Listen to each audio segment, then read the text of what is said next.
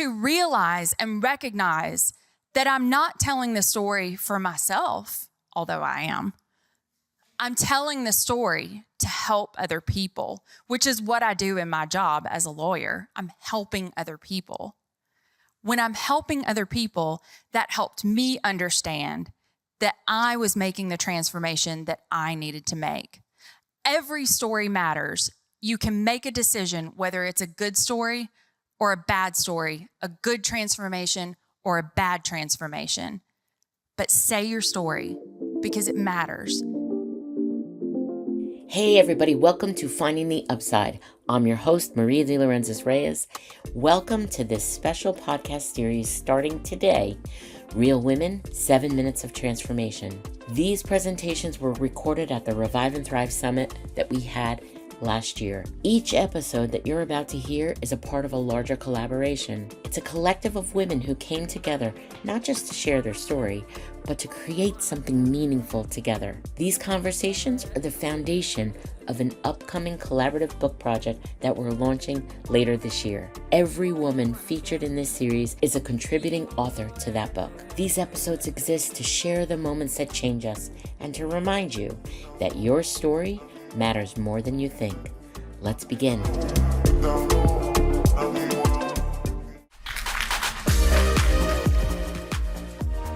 Transformation.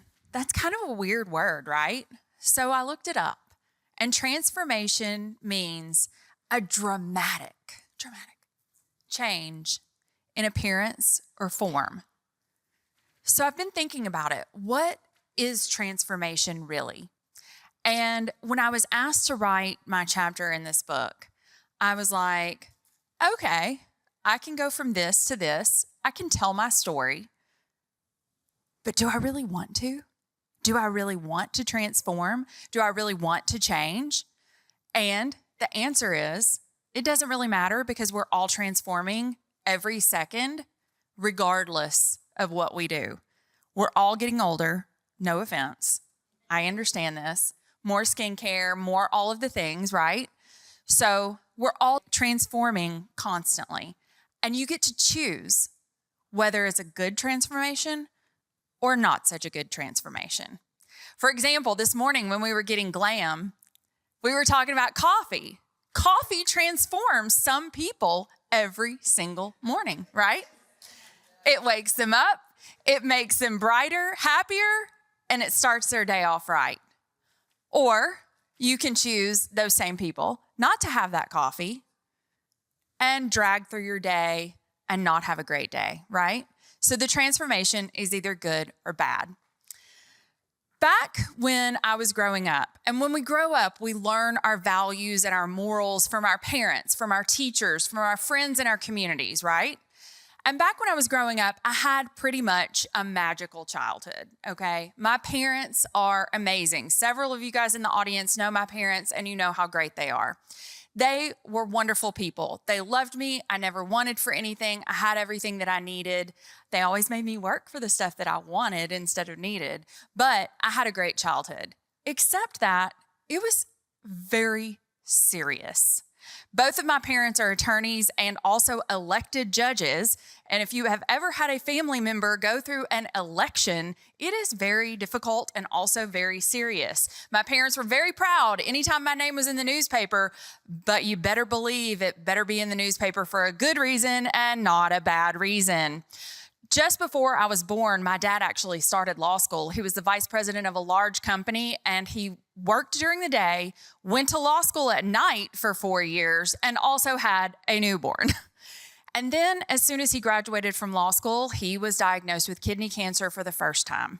He was 34 years old when that happened, and I was 4. And my parents went through that journey, and my mom found a spiritual healer. And my spiritual transformation started when I was 4. I didn't know it at the time. In fact, I didn't know it until I was in my 30s, that's when my spiritual transformation started. I didn't tell anybody about it, but I met this person, and I knew that this person was helping to heal my dad. And it made it okay for the things that I was doing. I didn't know it at the time because my parents were taking me to church, and during the prayers, everyone would pray. They would talk to God. I wasn't talking to God.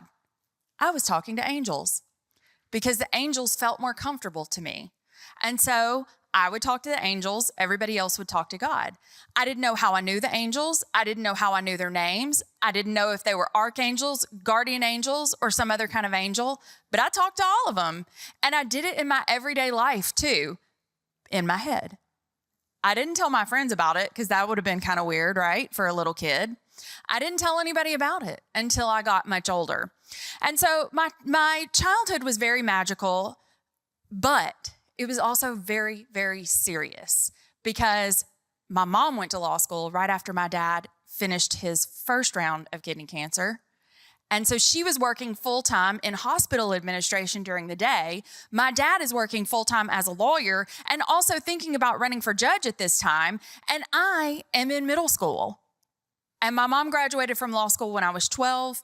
And then again, when I was 16, my dad had kidney cancer, not once more, but twice more. And he is now, thankfully, one of the longest survivors in the world of renal cell carcinoma, which I'm very thankful for. Yes, thank you. Shout out to MD Anderson in Houston, Texas. Anyway, so everything was very serious growing up. So I was always looking for the thing that I didn't have in my life. And that was fun. So fast forward, I go to college, I go to law school, I do all the things you're supposed to do. I was a good kid, always have my name in the newspaper for good things, not bad things.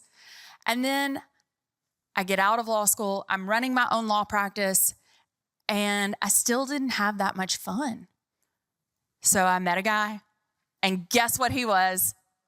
He was really fun. He was also really abusive. Extremely, in every way you can imagine. Physically, man, black eyes, broken nose, all the things. Emotionally, cheated constantly, never took anything that I did seriously, and financially. I was doing really well. I met him,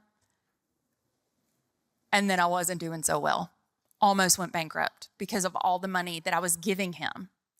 But most of the time during that relationship, and it lasted for a really long time, you guys, we were together for a long time. And I was in my 30s, and I'm like, all right, I really want to be a mom. I want to be a mom so badly. I'm going to get married to this guy, and we're going to have kids together. Thankfully, the angels were looking after me, and we did not have children. So after we got married, I asked for a divorce on our honeymoon. And then we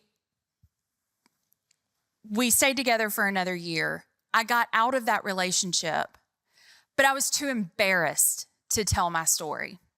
So fast forward to a few more years, I get invited to go to New Zealand to film a reality television show.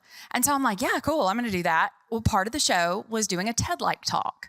But it was in Auckland, so I can do a TED Talk about my story, right? Nobody's going to see it. Wrong. First of all, the audience was filled with people in New Zealand. Okay, fine, they're in New Zealand. That's fine. Nobody in the U.S. is going to see it. Wrong again, because the reality TV show cameras were there, and they filmed all of this, and then they put it on the internet, and everyone saw it. And I was like, oh my gosh. Then I get asked to do this book chapter, and I'm like, okay.